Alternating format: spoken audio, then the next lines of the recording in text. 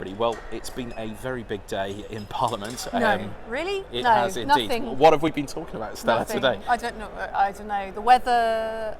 It's the big B. It's Brexit. Sherlock. Obviously, everybody very Brexit. The Prime Minister chose to make her speech about Brexit, not to Parliament, but actually to Lancaster House, to members of the media, to members of her own party, and indeed foreign ambassadors. Yeah. And you might think, well, come on, guys, it's just one speech, but that's the point.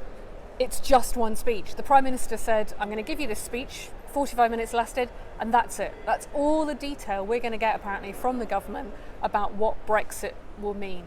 It was a speech that raised more questions than it answered. Immigration, was a key debate during the referendum, and it's a very, very complex issue. And jobs.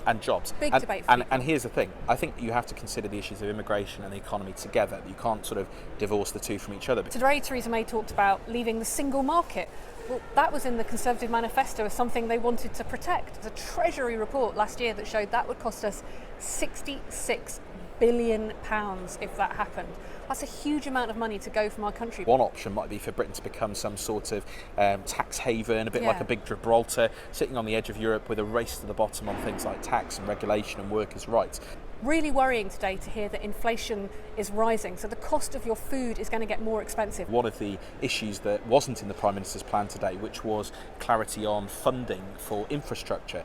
Wales has benefited over many, many years, including my own constituency, from what are called European structural funds and other loans and funds which have helped pay from everything from roads to community centres to apprenticeship programmes. People talk a lot about the money that goes to Europe, but we also were getting a lot of money out of Europe by being part of the European Union. So when we leave the European Union, all of that funding and all the things it supports is also at stake as well.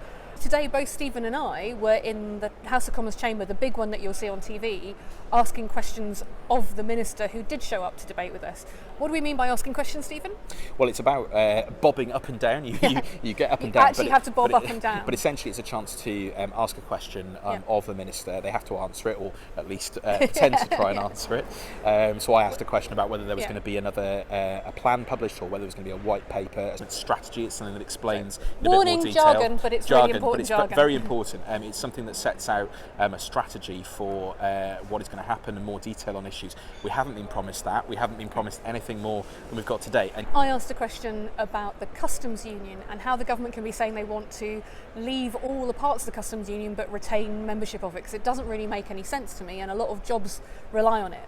Crucially, we only get to ask one question, so the Minister has to answer our question, but we don't get to ask him a question back about what he said. I took part in a longer debate on Brexit and the impact for Wales, and in those kind of occasions you can ask lots more questions. So I actually literally had to run at full pelt from the House of Commons chamber to this other debating chamber we've got called Westminster Hall, and I got in there and I had 2 minutes before I had to start speaking.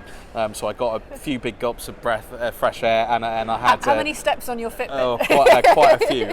This is just too big to leave to one person, even if she is the Prime Minister. The Minister has committed to a vote at the end of the process when we see what sort of deal is offered. But that's a vote at the end when it's either her deal or no deal. And no deal doesn't mean that Brexit doesn't happen. It means that Brexit happens without any scrutiny at all. So it's really not a choice. Our central role as MPs is what's best for Britain. If we can't answer that question, if we can't tell you what Brexit actually will do, if the speech today raised more questions than it gave answers, then actually I think we've got a really, really important duty to do. Say, hang on a minute, if we don't know what's going on, we can't tell the public why we think this is the right thing or the wrong thing to do. And then I can't do my democratic duty as an MP. You've enjoyed this discussion and you've got questions about Brexit, whether that's about the process, whether it's about the individual issues, or whether you want to know more about our views. We have lots views. of questions about Brexit. We've got lots of questions. I'm not sure we can answer all of your questions right now because we don't know what's going to happen. But what I can promise you is that we are going to keep coming back to this because it's going to run and run and run. Absolutely, and we'll keep you updated on the process here in Parliament. But if you've got questions and you want to subscribe, you can subscribe at the bottom. There's a bit of a shadow here, but you can, if you want to subscribe, you can look below. You can click and subscribe. You can like this video, and of course get in touch with us in the usual way.